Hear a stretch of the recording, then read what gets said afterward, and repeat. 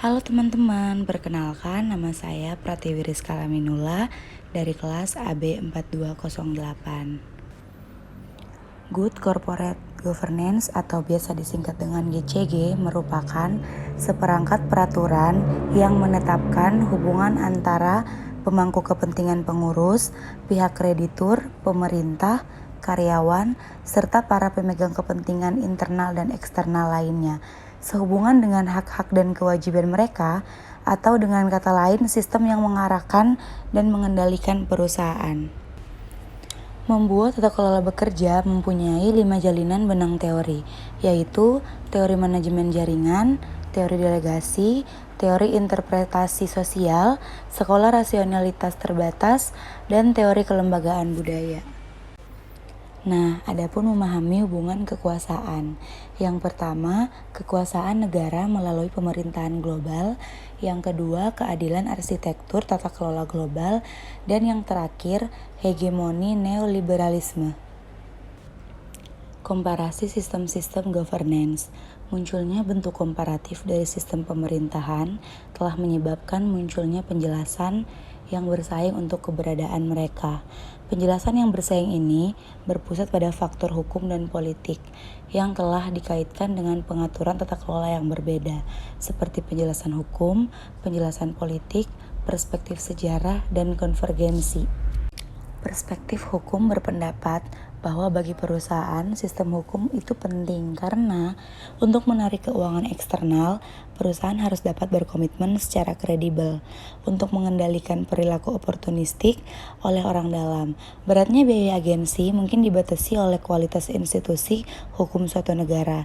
Pendekatan hukum menyarankan bahwa agar hal ini terjadi, harus ada sistem hukum yang efektif, yang mencegah pelanggaran dan yang dapat menegakkan kompensasi atas pelanggaran.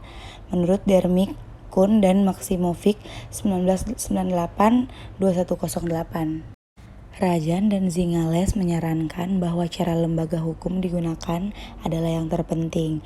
Kemampuan hukum dan lembaga lain untuk membatasi tindakan kelompok kepentingan yang kuat yang akan menentukan praktik tata kelola perusahaan. Memang bagi tata kelola perusahaan, pendekatan ini menunjukkan fungsi penting negara.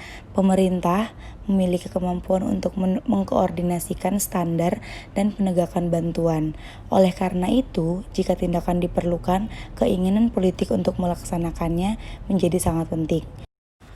Perkembangan historis lembaga hukum dan peran negara menawarkan beberapa dukungan untuk argumen tentang pentingnya faktor politik. Fungsi legislatif negara berkembang pesat selama abad terakhir. Dominasi singkat laissez-faire selama abad ke-19 telah diimbangi oleh fungsi hukum negara yang berkembang pesat menurut Becker 1983. Negara tidak lagi hanya melindungi dari pelanggaran dasar atas orang dan properti, tetapi sekarang membuat undang-undang untuk berbagai masalah kompleks seperti penipuan perusahaan dan peraturan utilitas publik untuk menyebutkan beberapa. Glaser dan Silver 2003 berpendapat bahwa syarat utama dalam perancangan sistem hukum adalah perlindungan penegak hukum dari pemaksaan. Guilen 1999 berpendapat bahwa kombinasi tradisi hukum, fitur kelembagaan, dan kepentingan politik mencegah konvergensi sistem pemerintahan. Sebaliknya, Guilen melihat negara-negara mengembangkan model tata kelola yang sesuai dengan kondisi hukum, kelembagaan, dan politik mereka. Keberadaan budaya perusahaan yang beragam diakui dalam prinsip OECD. Oleh karena itu, mungkin sia-sia untuk memperdebatkan model tata kelola mana yang terbaik. Konvergensi dimungkinkan di area vital. Namun, kondisi nasional akan memastikan bahwa tingkat perbedaan tetap ada. Ini menunjukkan bias terhadap konvergensi fungsional. Menurut Proses 1998, dalam melihat pelajaran dari krisis Asia, menyarankan untuk menyeimbangkan sistem terkonsentrasi atau sistem orang dalam di negara-negara Asia dengan kepemilikan saham luar yang substansi sebagai cara untuk memperbaiki struktur pemerintahan. Efektivitas adalah bagian penting dari klaim diskursif dari pemerintahan partisipatif. Karena ini berkembang sebagai tanggapan atas ketidakpuasan yang meluas dengan ketidakefektifan metode tradisional.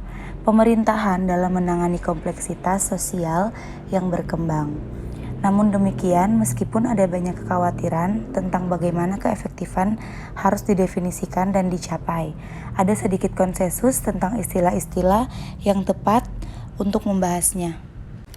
Sekian penjelasan dari saya tentang materi Good Corporate Governance. Terima kasih sudah mendengarkan. Bye.